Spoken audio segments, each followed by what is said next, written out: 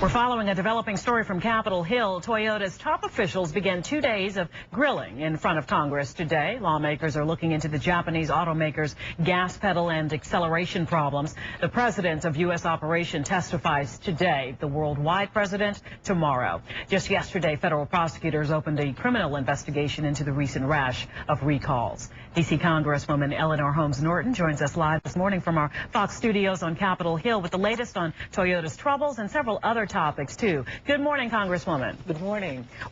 Tell me, are lawmakers looking to hear, or what do they need to hear from Toyota with these hearings? Well, I'm on the committee that will be sitting tomorrow, and I'll tell you what I want to know. I want to know whether we have a lethal combination of competence and candor. Competence because it looks as if Toyota's problems went far beyond what they told us originally, which was some floor mats. Now we escalated to acceleration, unintended acceleration, about the most scary thing that can happen to an automobile. That kind of competence may be matched by the oversight agency, which has reportedly said it doesn't have any electronics engineers, and yet electronics is the problem that is beginning to come up.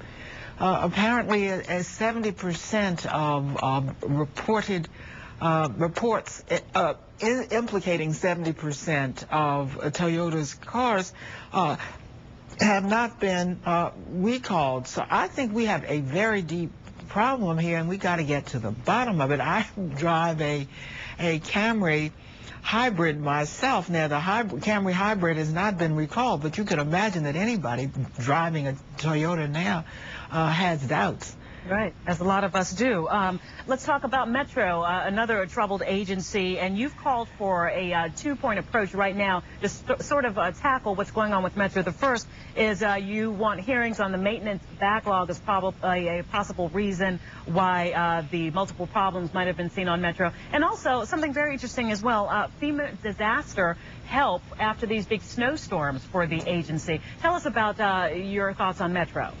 Yes, I've asked for FEMA to be separately awarded funds because FEMA, which also comes under my subcommittee jurisdiction, a subcommittee I chair, I've asked that the administration separately award funds to Metro. Now, Metro perhaps could get funds through the various states, but it's got to get those funds directly without anybody taking any overhead. Look, Metro's in deepest trouble that the agency has been in since it was created. First, we see that it's going over the cliff when it comes to its operating expenses. This in spite of the fact that we got the first $150 million out for its capital expenses last year. But we need a hearing badly on the Hill. How many weeks have gone by when there hasn't been some problem on Metro? There has been a dismaying series of accidents and mishaps involving personnel or involving passengers. And the most disturbing thing is that we see far more accidents and far more troubles with Metro than with any other system in the United States. And we got to find out why. The federal government is deeply implicated because the federal government has to close down if Metro can't keep open. So I have called for another hearing so we can get to the bottom of this and really be able to say to people that there is indeed a safe system here.